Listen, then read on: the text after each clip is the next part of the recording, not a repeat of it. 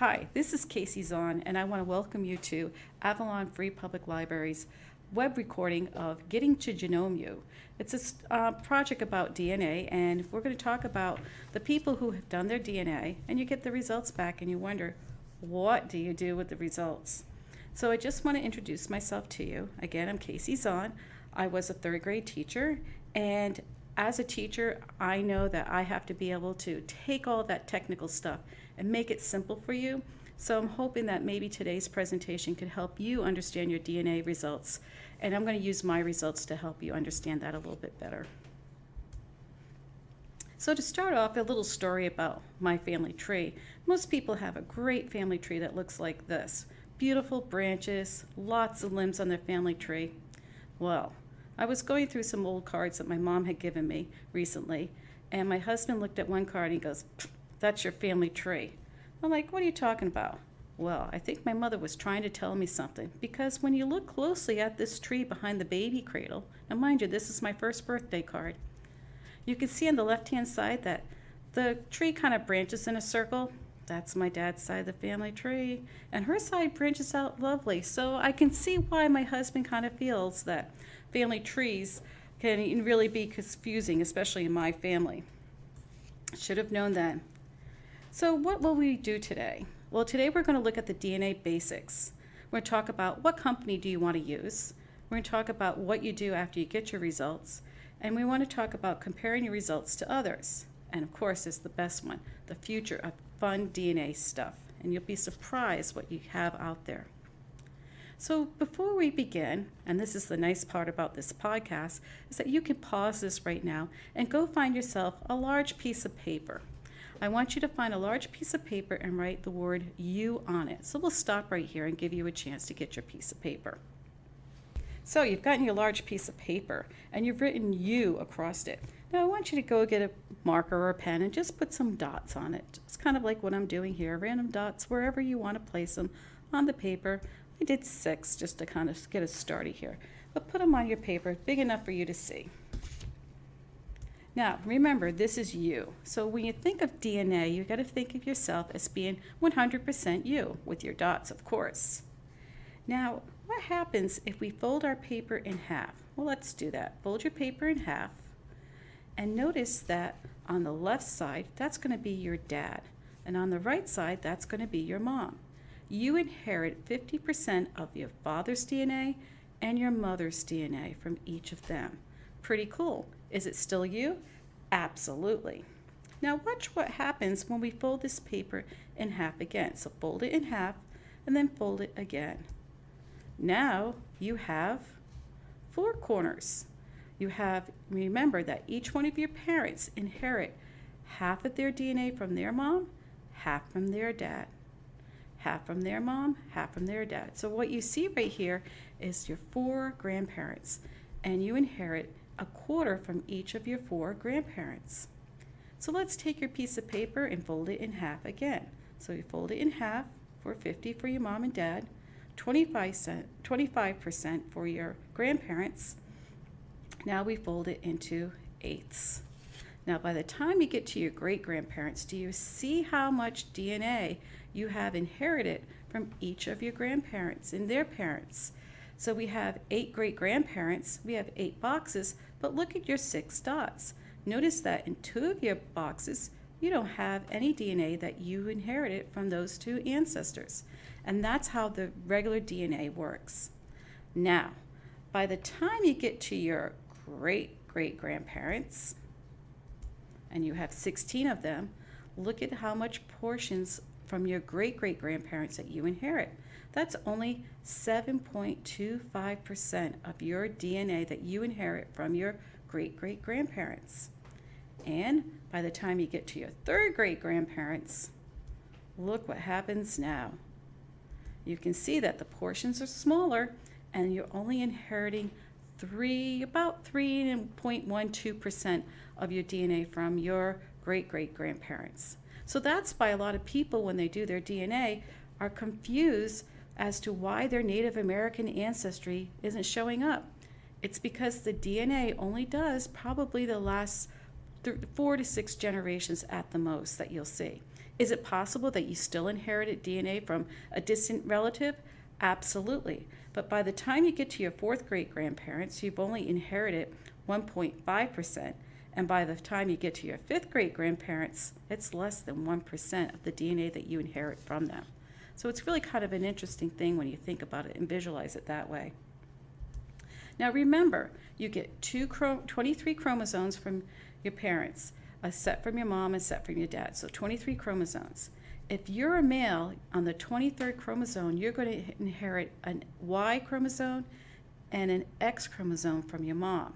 So the male gets the Y from their dad, the female, you get an X from your mom. Now if you're a female, you get an X chromosome from your dad and an X chromosome from your mom. So let's talk about how that shows up in the patterns. Here's the Y chromosome. If you're a male, not females, just male, it's you, then it's your dad, and then it's your dad's dad, and then his dad's dad, all the way back. That's why we say that a lot of people can identify who the father is by looking at the Y chromosome. And they've known about that for years and generations, so that's really not too new. But what's really new is that we can really see more of that when you compare it to other locations and places. Now with the X chromosome, males get that from their mom's side only. It's only from your mom's side that you get the X chromosome. Female, you get it from both your mom and your dad. So look at this diagram that I have in front of you. This diagram right now shows you, if you're a female, you inherit a chromosome from your dad, an X chromosome from your mom. But if you look at the next generation, which would be your grandparents, you don't inherit your grandfather's X chromosome. Why? Because it goes back to the Y chromosomes. Dad can only pass on the Y chromosomes to male. He can only pass on the X chromosomes to females. But you can get from your dad's mom her X chromosome. You can get the X chromosome from your mom's dad, because remember, you're a female, and you can get it from your mom's mom. Now, if we go to the next generation, notice that we're still not getting any X chromosomes from the dad's side, but from your grandmother's parents, you get one from her father and her mother. Your grandfather, you're not inheriting anything from his dad, but you're inheriting from his mother. And if you were to keep doing this generation by generation, you will see eventually some patterns in the charts. If you were to do a Google search and look for the female X chromosome pattern, you would be able to find lots of charts that plot out exactly how you inherit the X chromosome from each of your grandparents. So I tell people to chart it out. So if you look at the mitochondrial DNA, that's a little bit different from the X and the Y. The mitochondrial DNA is the one that they use to determine how far back on the female side you can go. So it gets passed down from female to female, but females can pass it on to their sons. So if you're a son, chances are you inherit your DNA from your mom. Females can pass it on to her children, but males cannot, because males are passing on the Y chromosome. So it goes back a little bit to those chromosomes, but the mitochondrial DNA does get passed from daughter to daughter, mother to daughter, mother to daughter. Males can inherit from their mom, but they cannot pass it on to their female daughters. Now, the best thing about DNA is the autosomal. The autosomal covers all sides of your DNA, and that's exciting, and that's what makes the DNA testing that you see on TV so interesting and fascinating, because we're covering all sides of your family tree. So here's a picture of the mitochondrial DNA. You, doesn't matter if you're male or female, you're going to inherit it from your mom, then from her mom, she gets it from her mom, and so forth. Now let's talk about the testing companies, because the testing companies, there's actually a new one that just came out recently, but these are the top big ones that we see all the time. So the first one is Ancestry. Ancestry, they have you spit into a vial, and they do a test on your saliva. 23andMe, they also have you spit into a vial, and they do their testing for you. MyHeritage also has you spit into a vial, and they'll do the testing from your spit. Now, these first three companies have you spit, and they only focus on your autosomal DNA. Now, the fourth company family tree DNA, they have you use a swab. And they're the ones that will do your Y chromosome, they can do your mitochondrial chromosome, as well as the autosomal, all of your family tree, all of your ancestors. So they have a little bit more that they offer. But think about it, spit, spit, spit, swab. Well, if you're like me, and I'm being a teacher and I've seen a lot of kids spit, I think spitting into a vial can be vile. So you get your results and you do the happy dance. Yay, I'm going to learn something. I'm going to find out that if I'm German, I'm going to wear my lederhosen, or if I'm Scottish, I'm going to wear a kilt. Well, a lot of people look at their ethnicity map and they look at their matches. And when they look at their map and their matches, they see, okay, I'm not as much as I thought I was. Or they think, what happened here? Where's the Native American? So here's what I want you to stop and think and realize. Our genealogy charts that we do, tracing down all of our grandparents and our great-grandparents and so forth, that's going to be more meaningful to you than the DNA. The DNA is a recent genealogical tool, so you'll have a different genealogy mapping for your DNA. It's a tool to use with your regular genealogy, but don't overlook it because it's got a lot of potential to help you out with your findings. So you want to get a notebook just to record those findings and to make the comparisons. So how do you do that? Well, you get your results, and depending on the company, you're going to look for the centimorgans, and we'll talk about that in just a second. But in the notebook, you want to keep track of the people that you test against. Now, I recommend for people not to just do yourself or just get grandma to do it. Get everybody in the family to test with the same testing company. Doesn't matter which one you use, but it's great if you have a lot of family members with the same testing company, because it will help you identify your matches quickly and easily than doing it singly by yourself. The best part about keeping a notebook is, besides keeping track of your results and the matches, is you can draw out relationship charts. This chart that you see in front of you is a chart that tells how many centimorgans that my daughter, my mother, my siblings, and a cousin all share together. And you can see that even though that we all are related, we all match each other in different ways. So think about that U page that we did at the beginning of this presentation. Remember how it was folded. Those circles where you identify on those circles, if that's your DNA, it could very well be different from your own siblings and your own mom. So keep that in mind. So when I got my DNA results back, I looked at the map and I thought that was kind of cool. But then I saw the breakdown. Now my family's Irish, English, and French Canadian. That's what we were told. But the first couple lines show that, yes, we are British Isles. We are probably West and Central Europe includes France. But I was a little bit surprised to find Iberia and Southeastern Europe. Okay, so that was kind of interesting. I thought that was kind of cool, which means I have some Greek and Italian roots that I did not even know about.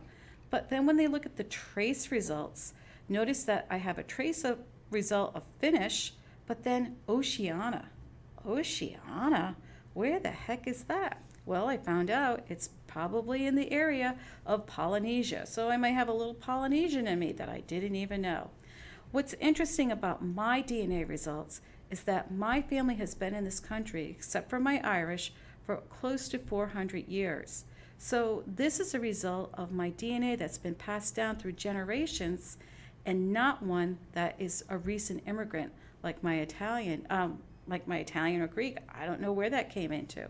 So it's just a chart to give you an idea of what percentage you're made of. Now, why is there not Native American? We were told we had Native American in us. Think back to that first activity with that U. The smaller the squares, the less you inherit. So by the time we get to our 6th great grandparents, we may or may not inherit a DNA sample from them. This may be all that gets passed on to us. But having more family members do it, you can have a stronger chance of making those matches and connect the matches to maybe to a 3rd or 4th or 5th, 6th relative in your family tree. So now what? What do you do? Well, as I mentioned, you want to get a notebook. You want to look at your top 100 matches from the highest to lowest centimorgan and do 5 at a time, because if you do all 100 in one day, your head's going to be spinning and you're going to be going all over the place. But what you want to do is, in some companies like Family Tree DNA, they allow you to compare your results to your matches. For example, on Ancestry, you get your results back, you look at the person, and you try to figure out, okay, how are we related? It says we're in this cousin range, and you look at family trees to help share that information. But each company has a way of viewing these matches separately, and I'll talk about that in just a second. Another thing you want to do, and this is great if you do have Family Tree DNA that you did do your testing with. It's my favorite right now, but I'm looking forward to my other results to the other companies. But I can identify the centimorgans, the amount of DNA that I share with these other people. And that can really help me pinpoint to which generation my family matches or myself matches to other people. You want to look for shared ancestors. Do you share the same DNA that gets passed down from other generations? Those are some of the things that you can do and keep in your notebook. Another thing you can do, that since Family Tree DNA does show you the matches, centimorgans, and so forth, is that Ancestry doesn't really allow you to look at their data, so you can upload your data from Ancestry. It's called raw data, and you upload it to genmatch.com for free. And that will also give you an idea of looking at a chromosome browser, as well as the amount of centimorgans that you share with other people. So keep that in mind when you're doing your research, that you may want to do that. Now, to show you some examples of my DNA, I had my family test it. Now, what made me decide to go with Family Tree DNA, first of all, was because my mom's cousin. She was part of the National Geographic Genome project that they did about 10 years ago. And after that project was over, they took all of the participants' DNA and they uploaded it to Family Tree DNA. So keeping in mind that I have a big family and we already have someone in the family who's tested, I wanted to keep my matches in an area so that way I can compare my mom's matches to her cousins as well as other family members. Now, if you look at my chart, you'll see that Aunt M, that's my cousin A's mother, is a sister to my grandmother. Okay, that means cousin A is my mom's first cousin. So she tested, and I had my mom test it. I also would, if my aunt was still living, I would have had her tested. That's Aunt N. And Aunt N had 3 daughters. So I figured, well, let's get them to test. And then I have myself, my 2 sisters, and my brother. And then I got my daughter, my nephew, and then my cousin's niece also tested. Letter L, my cousin with the letter L, didn't want to test, so that's okay. Her daughter tested, so I still have an idea of how to help her daughter find her DNA matches. Now, another reason why I picked this part of the family to do is that my mom and my aunt are sisters, but my dad and my aunt's husband are brothers. So technically, we are double cousins, and I wanted to see how our results matched.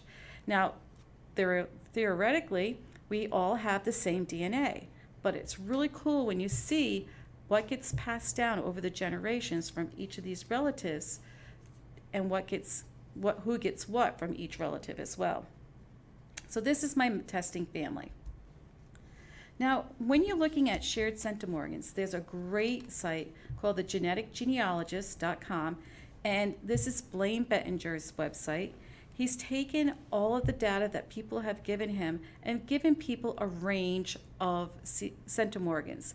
For example, if you have centimorgans in the 3,300 range, chances are that person that you match is either a mother or a child of yours.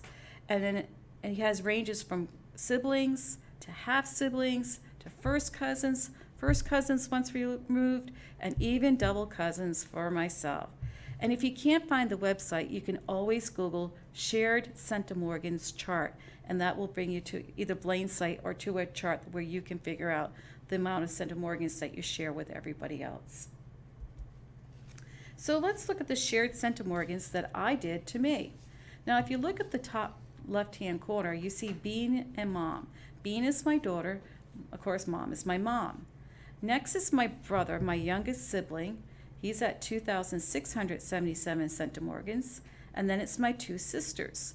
Notice that my brother and my two sisters all have various different amounts of centimorgans to me. And that means that when we fold up that paper from that first activity that we did, that you're not always going to get exactly 25% of your DNA from your grandmother, or the exact 13.5% from your great-grandfather. So keep that in mind. Now the next two people, the JR and the JE, the first one is my nephew, the second one is my double cousin. At the top of the next list is her sister, my other double cousin, and then their niece, my other double cousin's daughter, and then my mom's cousin. So you can see that we have a great range of shared centimorgans to me, from my daughter to my mom's cousin, and how we range in different areas. So if we look at the shared centimorgans a little bit more, here's the point of view of my brother. Now my brother to my mother has pretty much the same amount of shared centimorgans, 3,384 centimorgans. But look at how I match my brother. I match him at 2,600. And if you look at my sister has a little less and my other sister has a little bit less, but my daughter has only 1,700. Now, if we go to the other side, and the more, by the way, is how much they share with me. They have more that they share with my brother, but then less with me. If you look at my sister, my first sister, you can see that we have 3,383 centimorgans between her, my mom, and her son. But I have 2,610 centimorgans that I share with her. My sister is even less than what she shared with me, and my brother has about this, pretty much about the same as with me. And my daughter, her niece, is even 10 centimorgans less. So you can see that even though we are a family, we share various amounts of centimorgans. So here's my third sister, and you can see the results of how we share. But look at my daughter. My daughter is even less. So I took my daughter's point of view to see the shared centimorgans. Now obviously she's my daughter, so she's going to have the most with me.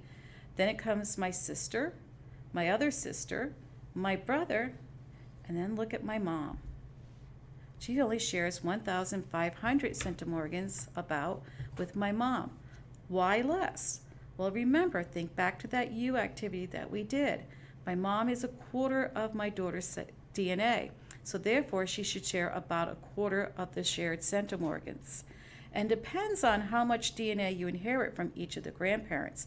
And next chart will show you what that means. So when I went and looked at my daughter's DNA result matches, I was surprised, okay? I was the top one. Now my husband didn't do his DNA, so he's not on the list. However, his parents did do the DNA. So I was trying to figure out, well, why isn't my mom at the top? So I looked at her matches. The next person in line was my mother-in-law. Okay, so she's going to inherit more DNA from my mother-in-law than she does from me. So my mother should be next, right? It's my brother. Okay, mom should be next, right? Guess what? My two sisters were more.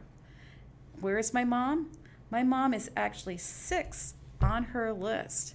And my father-in-law, my husband's father, he's even less. He's less than my mom. So that means my daughter gets most of her DNA, or a lot of her DNA, from my mother-in-law. However, by looking at the matches that I have on here, I can now compare that if my dad was tested, unfortunately he's gone, but he would be somewhere in between my mother-in-law and my brother. And if my husband was tested, I have a feeling he'll probably be at the top of my daughter's match list. Cool stuff that when you're looking at your family DNA, what you can learn. Now, another thing you want to do with your DNA is having more relatives to test with you, is you find anchors. In Family Tree DNA, they have a button called the Common Ancestor. And we'll talk about the other companies and what buttons they have as well. But in Family Tree DNA, you're going to use the Common Ancestor button to find people that you have common ancestors with. Now, this procedure of taking one person that you match and trying to find other people that you match is called triangulation. And if you look at Roberta Estes DNA Explained, she has a couple of pages that talk about triangulation. So keep that in mind, that if you want to learn a little bit more, you can Google or just put in triangulation in DNA, and it'll help you figure out what triangulation is. So having the anchors can really help you find out who you match. So here we have Ancestry. On Ancestry, it's not the In Common button, but it's the Related To button that's going to help you figure out who you're related to with the other person. 23andMe, you can see its relatives in common. MyHeritage is called Smart Match, and there's a brand new company that's up on the scene. They're from the UK. They have a button called Share Matches. All of these do the same thing as Family Tree DNA, called the Common Matches, seeing who you match, who your anchor matches, to inform how you are related to other people. Don't forget, you always have the Help To buttons for more information to help you with your DNA. So here's an example how to triangulate, or how to do it. I did my DNA test, and the first person I had to anchor to was my mom's cousin. So when I got back my results, I clicked on In Common with mom's cousin.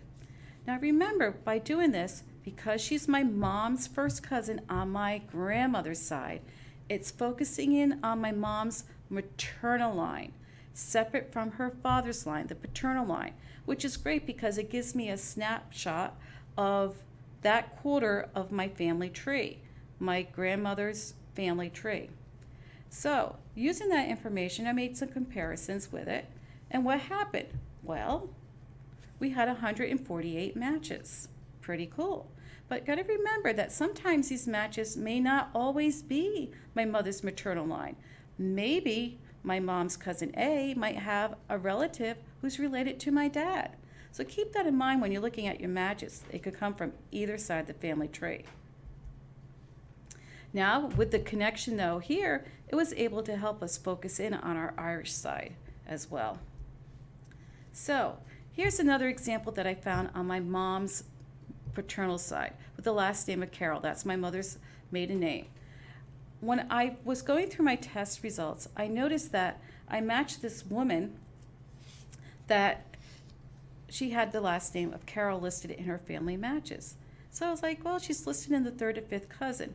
At first, my interest was a little piqued, but then when I started looking at it carefully, what caught my eye was that we matched each other in 3 different places, and that her family, also with the Carroll name, was from New Bedford, Massachusetts, the same place as where my great-grandparents were married and lived for a short time before they moved to Rhode Island. So I reached out and contacted her, and she was thrilled. She had did her DNA testing back in 2009 or 2010. I was the first person to contact her since testing, and the best results were next to come. So when all of my family matches started coming through, I started looking at the centimorgans and see how we match. So as a result, my mom, myself, my sister, and my cousin all matched her in the 3 to 5th cousin range. Now, how did we match each other? I forgot to mention that her great-grandfather and my great-grandfather were brothers, meaning that this Carroll match from New Bedford was my 3rd cousin. So that kind of put us in the right range, but it put us towards a little bit further away, like maybe we were 4th cousins or 5th cousins. When I looked at the centimorgans for my sister and my cousin's niece, they were more into the 5th to even further distant cousin range, okay? Next came my brother, and my brother, he was in the 4th cousin range. So we can see that here's a 3rd cousin that we should be matching a little bit closely to, but we're all over the place. 3rd, 4th, 5th, even distant cousins. But what was really fascinating, remember I have my double cousins. My one cousin named D was the only person to match her closely to the 2nd to 4th cousin range. And when we looked at her matches, this lady appeared after our group of people. Remember, we had the whole group of us doing it. Mom's cousin A, and then it was this lady, the 3rd cousin, that my cousin matched closely to. So what you can do now is once you have the centimorgans and family tree DNA, they allow you to do this, and GenMatch, you can do the same thing, is to look at the chromosome browsers to see how or see where you match each other on the chromosomes. So if you look at this chart that I have the listing of how all of us are related to this cousin that's from New Bedford. And you notice that my mom and my siblings are in blue, my cousins are in red. So on chromosome 1, mom, my sister, and my 2 cousins match there. Now the red reflects my aunt's side of the family. So if you look at chromosome 2, my mom, my sister, and myself, we inherit the chromosome 2, but my aunt's 2 kids didn't. And if you go down the list, you can see 7, 12, 13 is again separate, 14, 19, and then on the X chromosome, I matched her. So it gives you a snapshot of how the DNA was passed, not only from my mom and her sister, but think about it, all those numbers was passed down from their father, from his father, and it's the same pattern of DNA, the chromosomes that were passed down to this Carol cousin from New Bedford, Massachusetts. Another cool match that we had was that I had put up a query back 20 years ago on RootsWeb, and I was looking for descendants of my great-great-grandmother, second great-grandmother, who were sisters who came from Ireland. I found a cousin who contacted me 7 years later, believe it or not, 7 years later, and we discovered that not only were we related, but she lived around the corner from me, and then she moved, but that was pretty crazy. But she was my 4th cousin. We had the paper trail to our great-great-grandmothers, so she did the DNA, and I did the DNA, and guess what? We did not match. Why? Think about that U chart that we did at the beginning where you're folding the paper. Remember, by the time you get to your second great-grandparents, you're going to get less and less shared DNA with other family members in your family. It's how you inherit it. So what we both did is we both started comparing the results of the matches as my family came in and compared both her families. And this is what happened. Cousin B and cousin A, my mom's cousin A, both matched on the 11th chromosome. My cousin D, the same one that matched that Carol cousin, guess what? She was the only one out of all of us that matched cousin B, but she also matched mom's cousin A. All 3 of them are matched on the 17th chromosome, but what was really interesting is that my mom and my brother and her brother all matched on the 19th chromosome. So here are the results. At the top is the chart that I just showed you with how B, cousin A, and my cousin D all matched cousin B, and how mom and my brother matched cousin B's brother. So by taking the names of the 2 sisters, Ellen and Catherine, you can see down on the left-hand side how Ellen passed down the 11th, the 15th, the 17th, and the 19th chromosome to her son, then to his daughter, to his granddaughter, and then down to cousin B and her brother. Now if you look at my side, which is the green side, you see the same chromosomes passed down to my great-grandmother, what was passed down to my mom's aunt, my grandmother, then my aunt, my cousin A, and my mom. And you can see the pattern of DNA, how it was passed down from each generation. Now this tells me that those chromosomes that I've identified could either come from my Goodwin side, McGuigan, which is the same name, or my Conley side, because that was the name of both of Catherine and Ellen's parents, McGuigan, and their mother's maiden name was Conley. Pretty cool when you start placing it like that. But the best one recently was from my dad's side. Now my brothers and sisters were like, well, how come you keep showing us stuff from mom's side and how things get passed down? Why aren't we seeing things from dad's side? Well, I didn't have an anchor on my dad's side, not yet. So what I did is I started playing around with the in common button, and I noticed that there was a match, and I looked carefully at this man's tree. So when you get a match, you want to see if they have a tree, because that can really help you. And when I looked at his tree, lo and behold, this man's second great-grandfather was a brother to my third great-grandmother. That brought my DNA back to my 4th great-grandparents. Pretty cool. So when you did the comparison, if you look on the left, there's his ancestor, Luther. Here's my ancestor, Prudence, and you can see how Luther passed it on from his son to his grandson to his great-granddaughter and to this common cousin.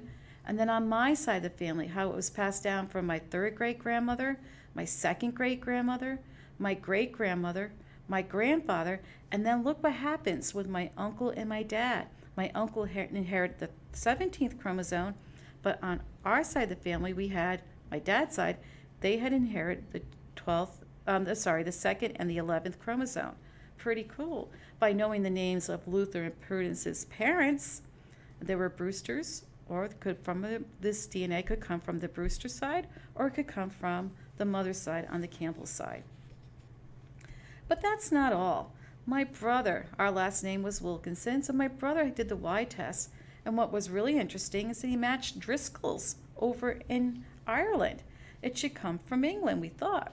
However, there was another cousin. She's not from our Carroll family, but her last name happened to be Carroll from Ireland, and she had an uncle with the last name of Wilkinson that my brother matched. So there's more of the Y DNA, and again, this is going back pretty far.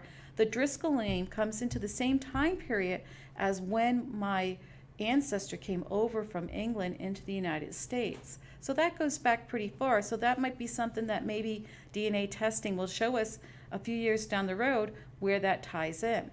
Now, my mom's mitochondrial DNA, she should match cousin A. But guess what? It didn't. She doesn't match anyone. And I couldn't figure that out why. Why does she not match not even her own cousin? Well, I found out why. Last year, they upgraded the mitochondrial tests. So my mom's cousin A had the test done with the National Geographic test. Mom had it done recently. I think if cousin A had her mitochondrial DNA test done, we will end up with probably the same mitochondrial DNA. But until then, it's also a possibility she could have had a mutation. My mom could have had the mutation. So a lot of things we're still working on with that. Now, sometimes besides triangulation, it's always good to have somebody that you do your DNA with. For example, mom's cousin A and my brother matched a man with the initials RS. So I came up with a list of all the common matches between mom's cousin A and my brother, and I started to compare, sent them out to cousin B. And I said, do you match any of these people? And we did find a match that way. We did find somebody else that 4 of them match. So this cousin RS is another person that we may want to contact down the future to figure out how his DNA fits into our family tree. And I'd say it's always great to have DNA checked by all of your family, because I was going through my mom and my brother's match list, and I came across the name, and I looked at the name. It's like, is that my friend? I said, no, it can't be. I said, well, how will I know? I said, I know her email address. So I clicked on the box that gave her email address, and lo and behold, my brother and my mother match my friend, which means my friend, genetically, we don't match, but genealogy, we probably do match somewhere in the family tree. The future of DNA is really fascinating. Blaine Bettinger has a great prediction as to what's going to happen in the future with DNA, that probably within 5 to 10 years' time, it's possible that you might have an old stamp where your ancestor licked the back of the stamp and they'll be able to extract DNA from that. How cool would that be? But this website is really cool. If you were to Google genetic genealogy looking for the faces of our ancestors in DNA, you will come to a BBC News link from 4 years ago. 4 years ago they were doing this, where people were spitting into the vial, they were taking snips of people's hair, and they were actually able to predict what their ancestors' faces look like. Trust me, go look for this video. It's really worthwhile to look at. So some good websites for you to help you with your search. YouTube. I love YouTube all the time because there's a lot of DNA videos on there. The best one that I like is the Genetic Genealogy from Ireland. They're also on Facebook. They have done a phenomenal result from the last 5 years of DNA testing from 5 years ago coming up until as recent as last month. So they have a whole series of videos that I recommend. You might want to join the International Society of Genetic Genealogy.org. Again, they have some how-to questions that could help you. Here's the GenMatch. That's where you put your raw data and bring it up. and that'll bring you to getting your chromosomes and getting a chart of how you relate to other people in centimorgans. Another cool tool is called DNApainter.com, and that can take the segments that who you do match, and they could give you like a blank canvas, and you can actually start to see who you match and how you inherit your DNA. Definitely worthwhile to look at. Don't overlook Facebook. There's a lot of pages and groups that are on Facebook. Just search DNA and see what comes up that might pique your interest. And Pinterest, of course. You can't overlook Pinterest. There's a ton of stuff on DNA. Legacy Family Tree has a lot of webinars on DNA. It is a fee-based webinar, but I recommend that if you want to learn more or hear some of the talks that Blaine Bettinger has done, highly recommend that completely. Here's the blogs that I mentioned. Blaine Bettinger's, Kitty Cooper is another one who has some great advice for DNA. There's Roberta Estes that I mentioned in the series, as well as Diana Southard and CC Moore, all great websites. And don't forget to check Cindy's List, cindyslist.com, and look for DNA. She has a bunch of links on her website, and you can always use your favorite search engine like Google to find more information. So I want to thank you for sitting here and listening to my program. If you do have a question, you can contact the Avalon Free Public Library, and they will probably forward the question you may have to me. So I thank you for your time, and I hope you enjoy this presentation about getting to genome you a little bit better. Thank you.